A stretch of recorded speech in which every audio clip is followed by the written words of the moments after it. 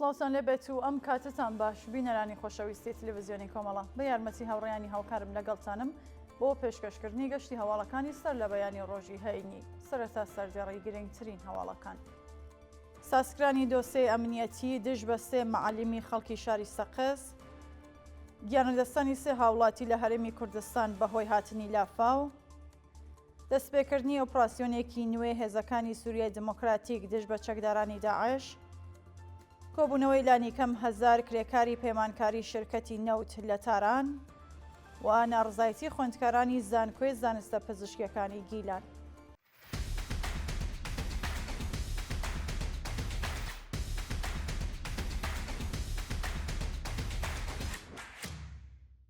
ساسکرانی دۆسەی ئەمنیەتی دژ بە سێ مەعالیمی خەڵکی شاری سەقز ڕۆژی پێنجشەممە 20 سەرماوەزی 1404 هەتاوی سێ مەعالیمی خەڵکی شاری سەقز لەلایەن ئێدارەی دەسەڵاتیە و شارەوە دۆسێ قەزاییان بۆ ساسکراوە. بەپێ راپۆرتەکان ئەو سێ هاوڵاتیە بەناوەکانی تاهێر قادرزادە، ئەحمەد قادری و سلێمان عەبدی ئەندامانی ئەنجومەنی سنفی فەرهەنگیان پاش بانکێشیان بۆ ئێدارەی دەسەڵاتی شاری سەقز لەلایەن ئەو ناوەندەوە دۆسێ قەزاییان بۆ ساسکراوە. ئەمە لە کاتێکدایەکە لە ڕۆژانی ڕابردوودا شەپۆلێکی نوێ گوشاری ناوەندە ئەمنیەکانی ڕژیمی کۆماری ئیسلامی دژ بە مەعالیمان دەستی پێکردووە و بە لانیکەم 17 معلم و ئەندامی ئەنجومەنی سنفی معلیمانی کوردستاندا حکمی ناڕەوا سەپێنراوە. شایانی باسە تا کاتی داڕشنی ئەم هەواڵە سەبارەت بە ئەو تۆمەتانەی خراوەتە پاڵ دۆسێ ئەو سێ هاوڵاتیە زانیاریەک لەبەردەستانیە. ژاراویبوونی سێ ئەنجامی بنەماڵەیەک لە شاری سنە. بەپێی دوایین زانیاریەکان سێ ئەنجامی بنەماڵەیەکی دانیشتووی گەڕەکی بەهاران لە شاری سنە بەهۆی ژاراویبوونیان بە گازی مۆنۆکسیدی کاربۆن گیانیان لەدەستاوە. بەپێی راپۆرتەکان ئەو سێ هاوڵاتیە بەهۆی دزەکردنی گازی مۆنۆکسیدی کاربۆن لە کوورەی ئەو ماڵە گیانیان لەدەستاوە. جێگەی ئاماژەیە ساڵانە بەهۆی نەبوونی ستانداردی بەرهەمەکان لە بازاڕی ئێران و هەروەها بایەغنەدانی ڕژیمی کۆماری ئیسلامی بە ژیان و گیانی هاوڵاتیان بەدەیان کەس بەهۆی ژاراویبوونیان بە گازی مۆنۆکسیدی کاربۆن گیانیان لەدەسەدەن. دەستبەسەرکرانی هاوڵاتیەک لە شاری پیرانشار ڕۆژی دووشەممە 17 سەرماوەزی 1404 هەساوی و هاوکار لەگەڵ شەپۆلی نوێ دەستبەسەرکرانی هاوڵاتیان لە کوردستان شارۆمەندێکی دانیشتووی شاری پیرانشار لەلایەن هێزەمنیەکانی ڕژیمەوە دەستبەسەر و هێشتا شارەنووسی دیار نییە. بە وتێ سەرچاوە ئاگادارەکان ئەو هاوڵاتیە بە ناوی ئەحمەد خۆدادادی خەڵکی شاری نەغەدە و دانیشتووی شاری پیرانشار بە هێرشی هێزەکانی ئێدارەی دەسەڵاتی ڕژیم بۆ سەر ماڵەکەی دەستبەسەر و ڕەوانەی گرتوخانەکانیەوە ناوەندەکراوە.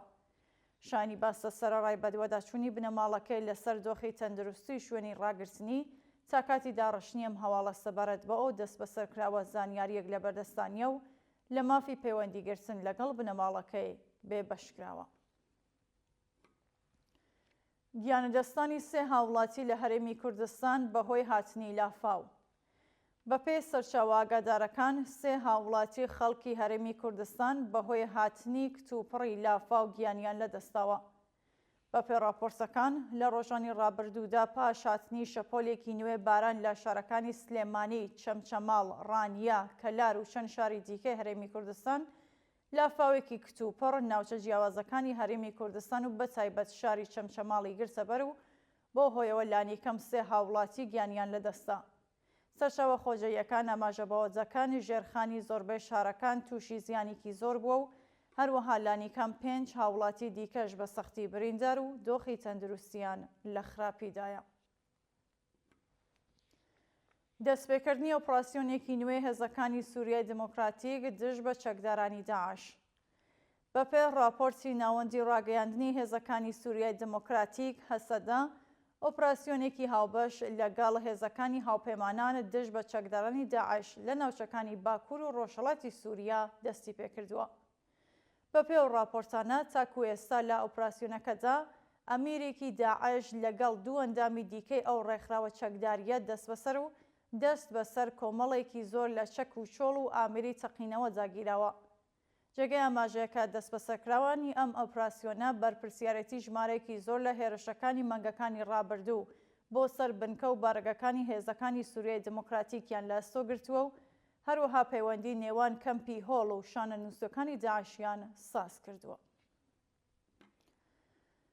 کۆبوونەوەی لانیکەم 1000 کرێکاری پەیمانکاری شەرکەتی نەوت لە تاران.